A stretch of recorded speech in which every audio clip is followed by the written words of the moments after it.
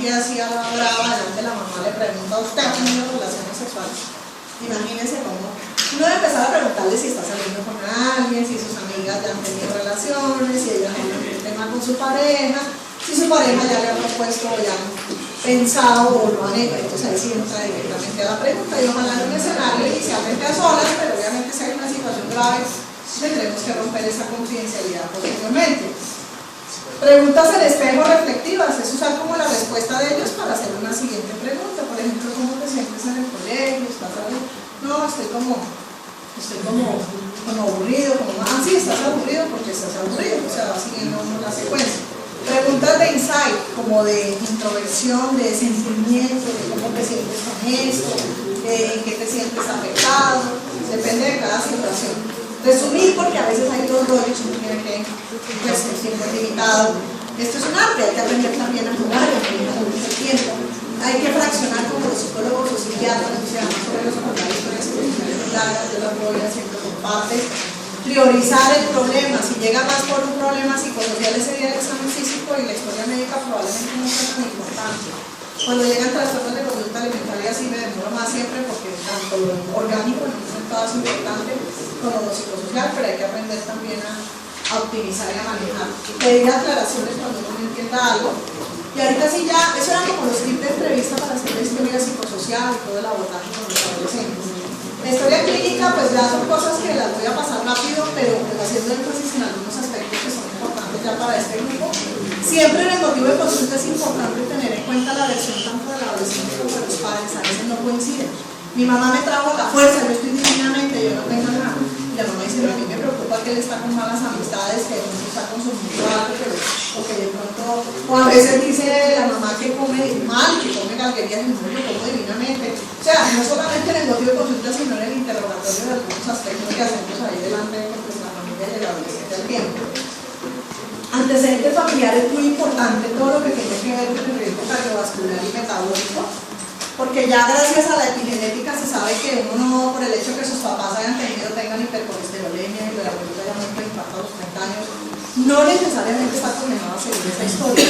Gracias a que si desde tempranamente en la vida, y ojalá desde la adolescencia o de la infancia, si se pudiera, cambia los hábitos, se promueve actividad física, hábitos alimentarios, nosotros podemos hacer mutar esos genes y cambiar toda la historia. Entonces por eso yo enfatizo mucho en ver cómo es ese historial de problemas de colesterol, diabetes, problemas de enfermedades cardiovasculares, hiperlipidemias, obesidad, algunas alteraciones ya de salud mental, trastornos de conducta alimentaria, entre otras, para de acuerdo a eso hacer el enfoque, qué tamizaje le va a hacer y qué prevención le va a hacer en ese adolescente.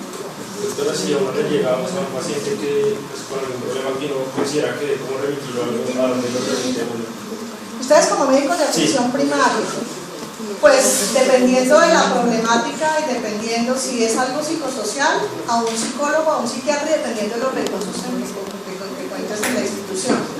Si es un problema psiquiátrico importante que tú crees que necesita ser medicado, sería un psiquiatra. Si es más un problema de pronto de adaptación o un problema que crees que se pueda manejar con una psicoterapia de apoyo y no cuentes con más recursos, es con un psicólogo. Es dificilísimo en las instituciones eso que es de salud mental. ¿Hay alguna consulta de pediatría especial? Sí, en ese caso pues no es que me lo vayan a mandar a mí, somos muy poquitos los realmente pediatras subespecializados en adolescentes, que digo que en Bogotá si somos 10 no somos más, somos menos. Hay ciudades de Colombia donde ni siquiera existen. Pero hay algunos pediatras que personalmente de pronto les interese, les guste. Un médico familiar, por ejemplo, también es un recurso. Un médico familiar, hay unos que tienen un énfasis en saber manejar un poco todos estos problemas, integrando la parte adolescencial con la parte de disfunción familiar y de, bueno, de algunas cosas que ellos también podrían en un momento dado manejar. Pero más que todo ustedes como médicos de atención primaria deben hacerlo, y ya dependiendo se manda al cardiólogo, se manda al neumólogo, se manda al dermatólogo, ya cuando son cosas que de pronto en el endocrinólogo, pero digamos que al internista hace poco un consenso en Colombia, y bueno, eso también viene en lineamientos de sociedades internacionales, entre la Sociedad Colombiana de Pediatría y la de Medicina Interna, que el límite va a ser 18 años hasta donde lo vemos los pediatras. Entonces tú lo podrías mandar a un pediatra, no a todos los pediatras, a mis pediatras le mandan a adolescentes porque después de los 14 ya no se aguanta una cosa, pero entonces el internista todavía no. Es después de los 18 que ellos se sienten realmente capaces de empezar a ver a los adolescentes. 18 es el límite. Acá hay instituciones donde yo tengo los de hasta los 19, pero así la norma diga que de jóvenes hasta los 29, yo digo, no, esa familia es un adulto, yo soy pediatra, pero porque yo soy pediatra de base, entonces eso ya no necesito los de los médicos familiares. Bueno, eso sería más o menos saber pues a dónde remitir. Lo ideal es contar en las instituciones y en estos servicios amigables, que eso también es un ideal. En otros países es una belleza, pues lo que ya está organizado de esto, en Estados Unidos. Un equipo interdisciplinario, con alguien de salud mental, que forme parte del staff que atiende a adolescentes, un médico que puede ser de atención primaria o un pediatra especializado, un psiquiatra, un psicólogo, nutricionista, trabajo social también juegan un papel importantísimo en muchos problemas, una enfermera jefe que sea, y la norma de aquí de Colombia dice que debe haber enfermeras jefes capacitadas en esto, que inclusive el primer abordaje de toda esa entrevista y cuestionario los puede hacer una enfermera capacitada en un mundo dado. Los personales, pues ya la doctora Tobal les dijo toda esta, nosotros no hacemos todo ese énfasis que se hace en una historia de un neonato, que la doctora Guerrero creo que con ella les habló de neonato. Pero sí es importante en un adolescente, sobre todo si vemos que va mal en el colegio, que está chiquito, oiga, ¿cuánto pesó al nacer? ¿Sí? Porque ustedes saben que el bajo peso al nacer, o que está obeso con un síndrome metabólico, muchas veces ustedes saben que se relaciona con problemas en etapas tempranas de la vida. O si tuvo falta de asfixia perinatal, si tuvo necesitó reanimación, estar en la unidad de recién nacidos. Hay cosas que en ese momento pues, se han reflejado en todo su desempeño e inclusive llegar a la adolescencia. Del desarrollo psicomotor tampoco es ese neurodesarrollo y todo eso de ayer que ustedes van a tener que saber de qué hizo a cada edad. En la adolescencia simplemente en el grado de escolaridad y el desempeño que ha tenido y en toda esa parte, digamos, emocional que tiene, uno puede saber si de ahí para atrás hubo algún problema, alguien que ha repetido años, que le ha ido mal en el colegio, puede que tenga un trastorno de déficit de atención y hiperactividad, como puede que tenga un déficit cognitivo, secuelas de que, y entonces uno se devuelve, oiga, así caminó a la edad que era, tuvo problemas del lenguaje, requirió alguna terapia, pero son preguntas grandes que nos enfocan a cada. Pero si el adolescente va muy bien, siempre lo vive en el colegio, no hay ningún problema, pues no va a tener déficit cognitivo, probablemente todo esto ha sido bien, pero no le pregunta, ¿tuviste algún problema? Pero como así grande, porque es que como la historia requiere otros tiempos y otras cosas, no nos podemos detener nada. La alimentación previa, si vemos que es un niño chiquito, flaquito, que de pronto ha tenido malnutrición desde chiquito, pues miramos toda la patología y las inmunizaciones, no se les olvide que los adolescentes también es importante, nunca nos llegan ya con el carnet de vacunas, es muy raro en la adolescencia los papás que llegan, se han perdido en los trasteos, ya no existe. Yo le toco uno como un detective, oiga, recibió las vacunas, las del PAI, que son gratis, que son obligatorias. Al año le pusieron unas que había que pagar, que ya no hay que pagar, que ya las incluyeron a vacunas que son varicela y hepatitis A. Casi todos nuestros adolescentes nos llegan y no fueron vacunados, o ya les dio varicela, o ya les dio hepatitis, o no les dio ninguna, entonces hay que vacunar en este momento. Aunque eso sí les da más grandes, pues si es más severo, si no una cosa, y la entonces, tener en cuenta la información y sus consecuencias, que no se puede tener la vida, pero cualquier cosa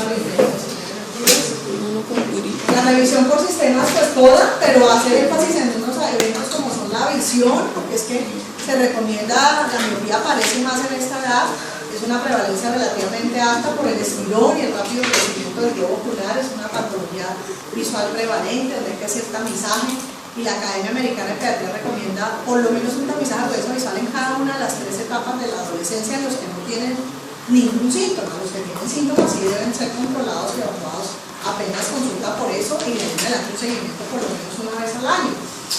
La audición, por lo menos un tamizaje durante la adolescencia con una audiometría. Hay colegios que las piden todos los años dentro de su control y certificado médico, entonces pues uno se las puede evaluar más seguido, pero por lo menos una vez. Y obviamente se consulta por algún síntoma, si hay historia de otitis frecuentes en la infancia y nunca le han hecho a ver qué quedó de secuela. El trauma acústico ahora con todos estos ruidos de los audífonos, dicen, antes decían que solo maquinaria industrial, pero resulta que el rock pesado es como tener una maquinaria industrial. Entonces es importante hacer como toda esa educación de prevención y hacer un tamizaje con los hábitos intestinales, el urinario. Siempre la parte ginecobstétrica en las niñas, edad de menarquia, cómo están los ciclos, problemas como dismenorrea, alteraciones en la menstruación. En algunos que de pronto estamos evaluando talla abajo, que sospechamos que está como atrasadito o adelantadito en la pubertad, miramos actividades de telarquia, o sea, telarquia saben lo que es, donde apareció de la mano. Pubarquia, vello público. Espermarquia, eyaculaciones, menarquia, ya se lo dijimos. ¿Y cuál otro sería? De pronto gonarquia se habla de aumento de volumen testicular, aumento de volumen ovárico, pues hay que ver eso con sonografía. Pero más o menos telarquia sí es el botón mamario, entonces a veces no siempre se pregunta, pero en algunas situaciones específicas es importante. Una mnemotecnia para que no se les olvide hacer la historia psicosocial. Vamos a hablar obviamente del HETS. El HETS hace referencia, esto pues viene desde hace años, la Universidad de Nueva York, o sea, eso lleva muchos años y es como la que ustedes en los textos van a encontrar como la más estandarizada y se puede traducir fácilmente al español porque algunas de los ítems que evalúa empiezan con la misma letra en español y en inglés, casi todos estos, por lo menos todos. Hay otros como los españoles, es una que se llama factores, son mnemotecnias que nos van a desglosando cada una de ellas. La H tiene dos H's, que nosotros la escribí, que es hogar y hábitos. Entonces, el hogar es todo lo que tiene que ver con la familia, los hábitos, esos tres que les decía importantísimos: alimentación, apetito y sueño. Se pueden preguntar delante de los papás. De pronto otra vez retomar, por ejemplo, en la alimentación, de pronto ellos delante de los papás están negando que están haciendo dietas, medidas privativas, otras cosas que se deben retomar en la historia solas, si no tienen sospechas altas que haya algún problema con esto. La E de educación, todo lo que tiene que ver con escolaridad, en qué curso, en qué colegio está, el desempeño, ahorita el tema del matoneo, del bullying, todo lo que tiene que ver con adaptación, problemas o conflictos interpersonales, problemas disciplinarios, expectativas que son metas vocacionales, un poquito proyecto de vida sobre lo que nos van a decir, pues qué piensan hacer después, cómo se terminen. Actividades, todo el manejo del tiempo libre, hobbies, tiempo de dedicación a actividades digitales, porque pues sabemos que hay unos límites para prevención de sobrepeso, obesidad, actividades grupales, el estado de ánimo, que es para evaluar un poco más la salud mental, entonces cómo está la autoestima de ese adolescente, cómo se siente con su imagen corporal, si hay algo que nos haga sospechar ansiedad, el estado de ánimo, depresión, algunas ideas suicidas, etc. Y al final, fíjense que tiene un orden como lógico para ir como de lo general, de lo que menos angustia, para llegar a estos dos temas que son los que más preocupan, donde es más difícil hablar de ellos porque son temas a veces privados, donde creen que pues uno los va a acusar, que se van a meter en algún problema, hay que saber mucho porque es que si no nos van a decir la verdad, van a venir realmente a contarnos todo. Las drogas es todo lo que tiene que ver con consumo de sustancias, cigarrillo, alcohol ilícitas, y ahí viene un tema que tenemos que meter ahora, que son los cigarrillos electrónicos y las narguilas, porque es que creen que pues no, porque eso no hace nada. Hay una posición muy clara y la pueden consultar en internet de la Academia Americana de Pediatría respecto a los riesgos que tiene esto, pues no me detengo nada del tiempo, pero les recomiendo que averigüen un poco para que sepan aconsejar, y realmente no es aconsejable tampoco el consumo de estas cosas, que vienen unos líquidos con unos tecitos, mentiras, eso tiene nicotina en diferentes grados, entonces aunque y pueden tener casi los mismos riesgos y realmente pues no se recomienda.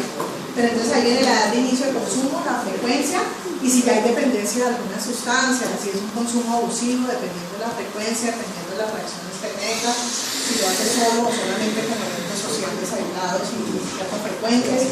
Y la parte de sexualidad, o sea, relaciones, no necesariamente noviazgo, la palabra noviazgo yo creo que ya está casi en desuso, no hablan de otro, pero sí, siguen hablando de noviazgo, pero hablan también de amigos con derechos, de alguien con quien está saliendo, que le está cayendo, que bueno, hay una cantidad de términos y cosas ahora que hay que mirar, si ya hay relaciones sexuales, qué tipo de relaciones sexuales, hay muchos tipos de actividad sexual, penetrativas o no penetrativas, no sé qué, pues ya son detalles que más a fondo cuando lo vemos confianza podemos averiguar para evaluar también riesgos de, por ejemplo, contagio de enfermedades de transmisión sexual.